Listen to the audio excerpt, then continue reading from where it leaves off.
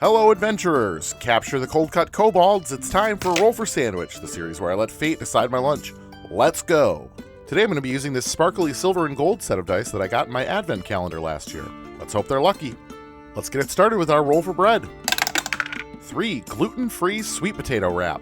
Well, I've had gluten-free bread on the show before to various results, but I've never tried gluten-free tortillas before. These tortillas are made with sweet potato and cassava flour. They feel pretty similar to a regular tortilla, so we're going to give them the same treatment and heat them up in a pan for a couple seconds before we try to make our wrap. These are a little smaller than the wraps I usually buy, but that seems to be par for the course for gluten-free stuff.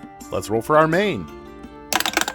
9. Cheddar wurst. I've got this smoked sausage stuffed with cheddar and jalapenos. Since it's going in a wrap, I think I'm going to cut it into spear shapes. Hopefully make things a little easier to close when it's all over.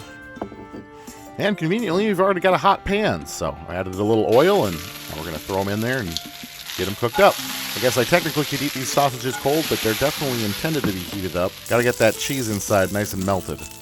This main is sort of like a main, a roughage, and a cheese all in one. Hopefully adding that many elements this early doesn't increase our chances for it to clash later. Next up, let's roll for cheese. 1. Vegan Gouda.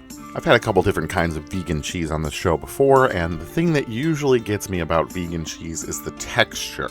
It tastes just fine, but it's hard to replicate that texture of real cheese. One thing that I think really helps is if you get a vegan cheese that melts well, so we're going to use a level 1 spell, Green Flame Blade, to use our handy dandy kitchen torch to melt our cheese today. Unfortunately, even with the dairy-free cheese on here, this won't be a completely dairy-free sandwich already because there's cheese inside the sausage.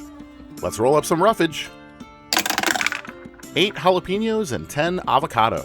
Well, we already have a little jalapeno inside the sausage already, so what's a little more? Actually, these are pickled jalapenos, so they'll bring in some extra acid, which I think will be good. Well, the avocado I have today is nice and ripe, but looks a little bit like a water balloon.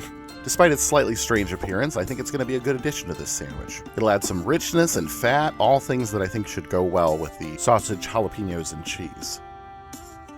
Let's get wild with the wild magic roll. 11. Tinned fish sprinkles. This seasoning blend from Barnacle Foods was originally created to be added to tinned fish, but there's absolutely nothing stopping us from adding it to our sandwich. On its own, it contains nothing inherently fishy. It's composed of fried onions, panko breadcrumbs, salt, dried garlic, sumac, dried onion, dried Alaskan kelp, and lemon powder. Sounds like it'd be good on a lot of things, including our wrap today. And last but not least, it's the D20 sauce roll. Here we go. 19. Kewpie mayo. Talk about a clutch roll. I'd be hard-pressed to find a sandwich the Kewpie mayo didn't improve. Some pretty decent rolls today. Now the question is, am I going to be able to close it?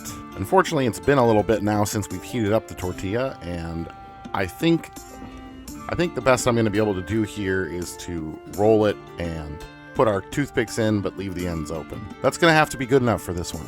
Let's go ahead and get it cut in half, and let's take a look at that cross-section. Yeah, you know, that looks pretty good. Well, I'm pretty hopeful about this one, despite the gluten-free and dairy-free elements. Not super worried about the overall taste, but I'm wondering how the texture's gonna be. I guess there's only one way to find out. Let's give it a taste. Well, I'm happy to report there are no texture issues whatsoever. This is pretty dang tasty. This ended up being nice and savory, a lot of creaminess from the cheese and the avocado. This is real good. And you get nice little pops of crunch and flavor from the tinned fish sprinkles. I'm quite impressed with this one. I'm going to go as far as to give this one a 9.7 today. And I'm going to call it the Underminer. Thanks for hanging out with me today. I hope you have a great day, and I'll see you again next time on Roll for Sandwich.